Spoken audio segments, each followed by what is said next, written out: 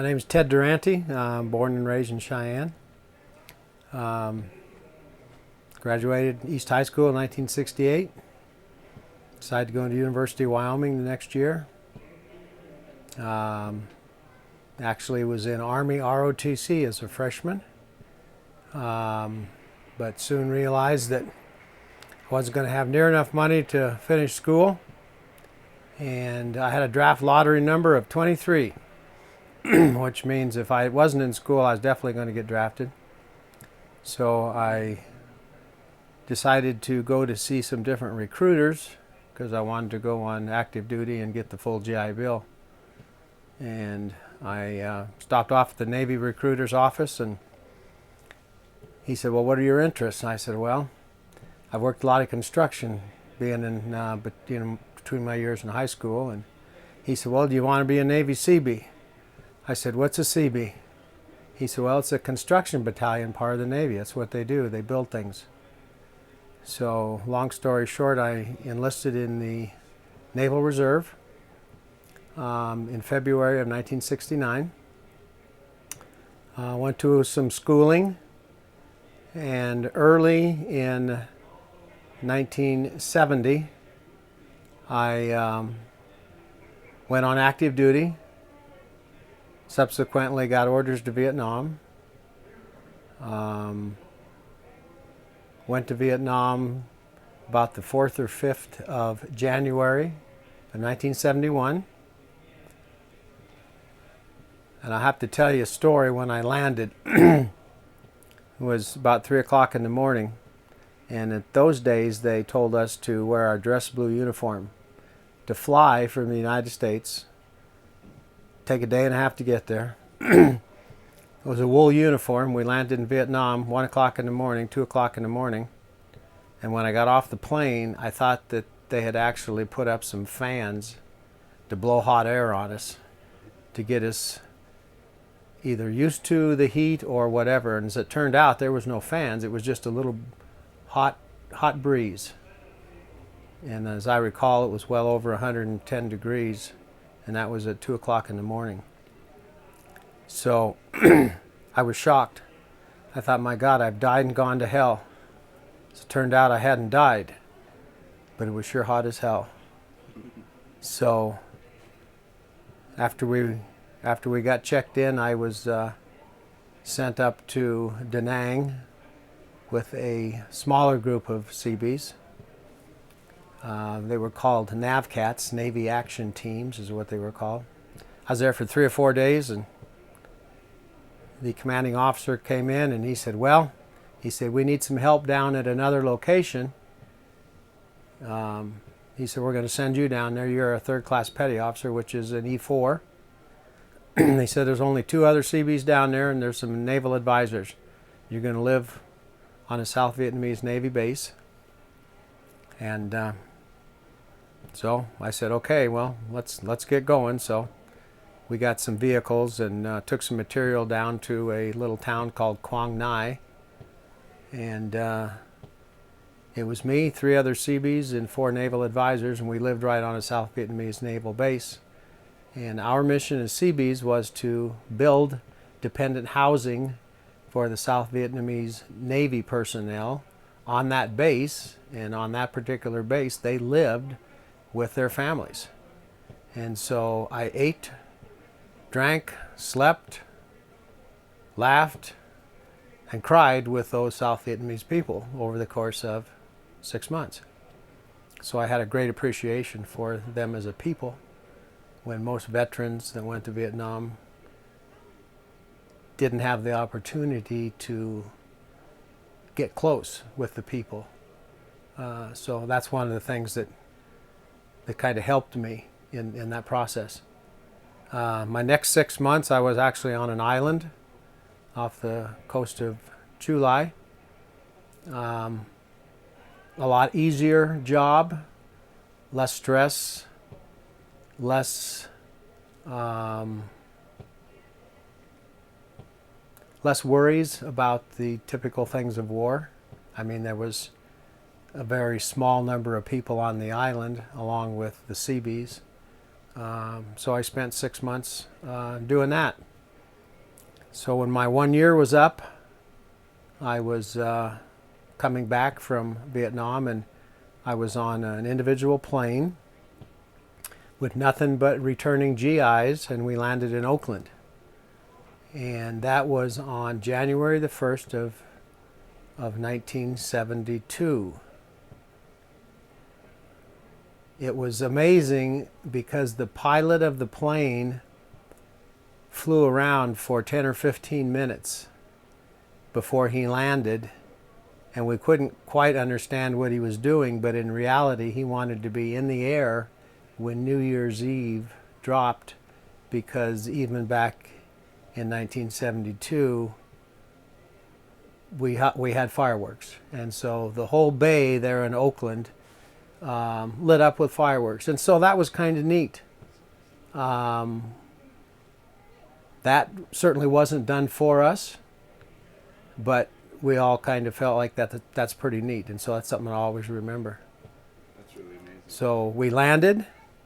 The airport was virtually empty. There was no one there except a couple of bus drivers, and they put everybody on buses, and we went over to Treasure Island, and that's where we were going to be eventually separated, or to go on to a different duty station.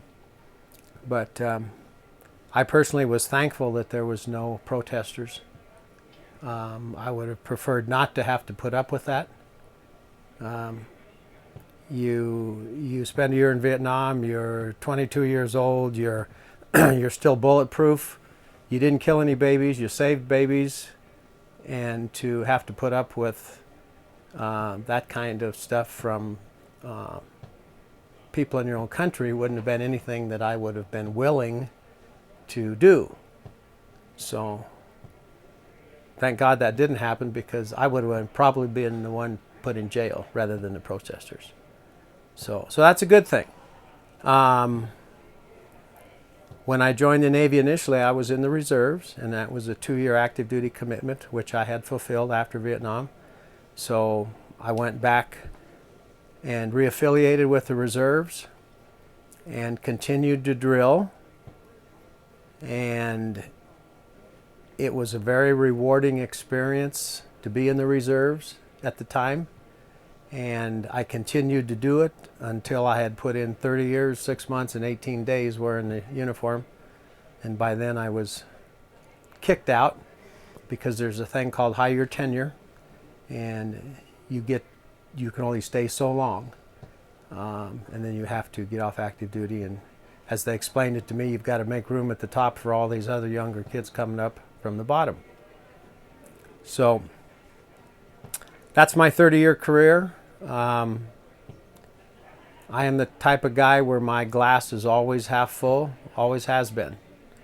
And I can truly say that my experiences in Vietnam, if you look at all the bad and the good, I have found out a way to make those experiences more positive than negative.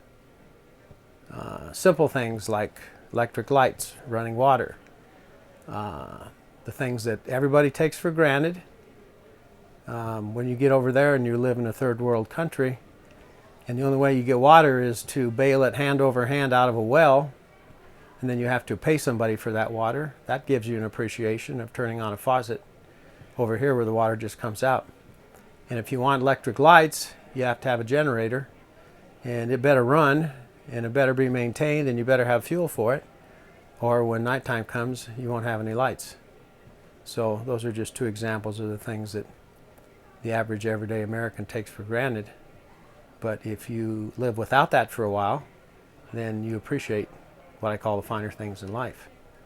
So no question that I turned out to be a better person because of my time in Vietnam. Having said that, I understand why a lot of Vietnam vets struggle with their experience, because theirs was not the same as mine.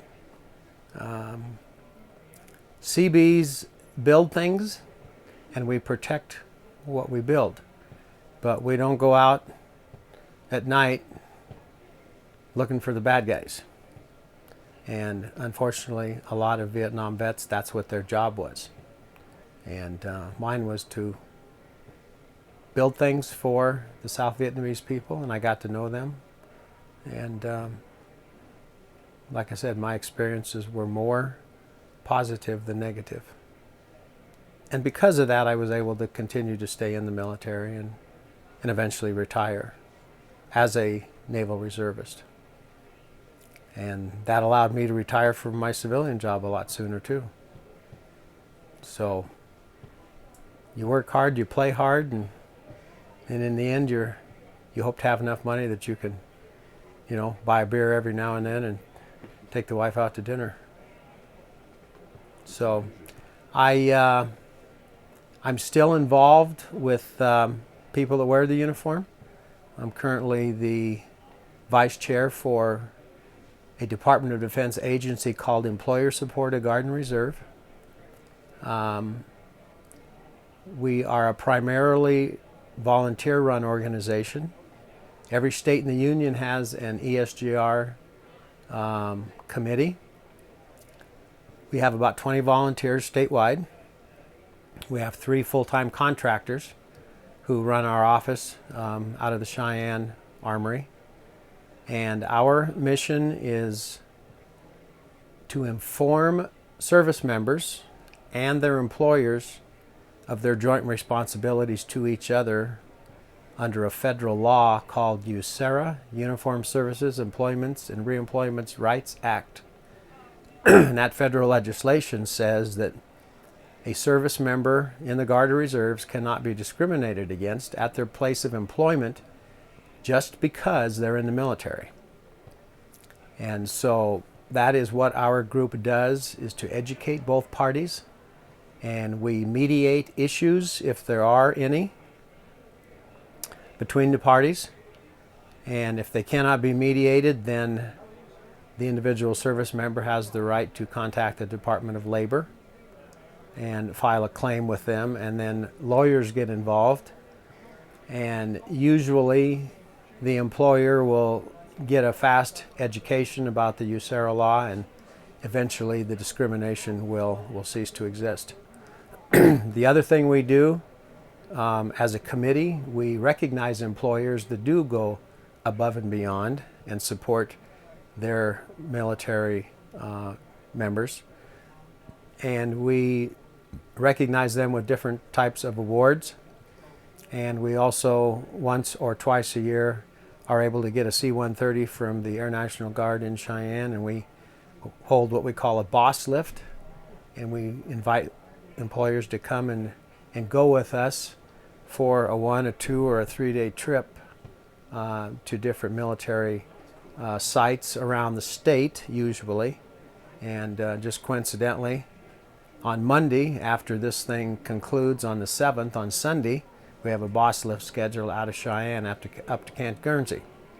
And so, it seems like I'm always busy, but I consider myself lucky to still be able to hang out with the men and the women that are still lucky enough to wear the uniform. And it's truly an honor to be in the military. I've always felt that way, very patriotic. And as long as I can continue to give back some of the good fortune that I had being in the military, then that's what I'm going to continue to do until I can no longer do it. And who knows how long that'll be. I still am able to look in the mirror and I know for sure who I am. I remember what I had for breakfast yesterday, and so we're going to continue to push forward until I'm no longer able to do that. So I appreciate the opportunity to share my experiences. I think it's amazing. I guess one thing I'd like to ask is, throughout the interviews, we haven't had anyone that actually spent adequate amount of time, like you said, right, living with the populace. Could you, would you like to go into a little more detail? Because I understand where you're coming from with that, and I think that that's a very key, especially like you said, in your outlook on why you can continue to do the things you do. Absolutely. And if you could you like maybe shed a little light of maybe what that experience might have been like, living with these people instead of, how you said the offensive, what the other guys were. That's why I was really blessed in what I did at least the first 6 months. My unit, I mean, there was 3 Seabees. I've often thought, my God, if anything ever happened, they'd never even find me. There was very few people even knew where I was, you know. But at the time, I didn't realize that because I was just doing what I was told to do. But it was very unique. Like I said, we lived on this South Vietnamese Navy base, and it probably had 50 Navy sailors, South Vietnamese Navy sailors, and they all had families, and they all lived right there on the base in literally shacks, dirt floors. And our mission was to build new apartment type housing for them. And during that 6-month period, they actually worked for us, helping us to lay block. And so we worked together 8 hours a day, and they picked up a little bit of English, and I picked up a little bit of South Vietnamese, and everybody knew how to ask for a cold beer, and everybody knew what it was to work hard, and everybody knew what it was to be tired. And on many occasions, I would go over to their house or their area of the base where they lived, and we would eat together. And they were clearly poor people, but they didn't hesitate to, you know, give me the invite to come over and drink fairly warm beer, because ice was a real rare commodity in Vietnam. Hardly anybody had the ability to have ice, so I kind of learned to drink warm beer and a very strong whiskey that they would come up with. And I just got to know them personally. Those people are just like any other people, you know. They have families, they have kids, they have dogs. And so that was the great part about that 6-month period, was that I felt what I was doing really did make a difference. And everybody was very, very appreciative.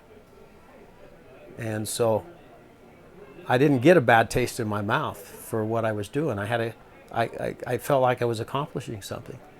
And so that's why I was luckier than the average individual serving in Vietnam, who came back with nothing but hate and distrust.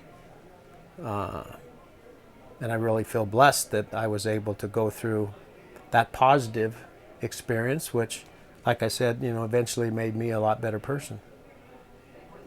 And because of that, that's another reason I probably stayed in the reserves, because it was a great experience for me. A year in Vietnam turned out to be a great experience. And most people can't say that. So it ended up being a great experience that lasted clear into the latter part of a lifetime. Just like today, I feel blessed that I was able to do all the things I did. That's why I still volunteer with different veterans organizations, because everything about it's been positive. Very little negative, all positive. So I want to keep pushing that forward. I've got a son that's in the Air National Guard. A couple of years ago, he wasn't sure he wanted to stay in. It was causing conflicts with his job, conflicts with his wife. He just had a new baby. Well, we sat down and we talked about it. He's still in, and I hope he puts in 20, and I hope he puts in 30. So, but I'm not the norm. I understand that. I'm not the norm, and I've spoken to many, many vets here this weekend, and they do have demons. But hopefully this will help all of them. Yeah.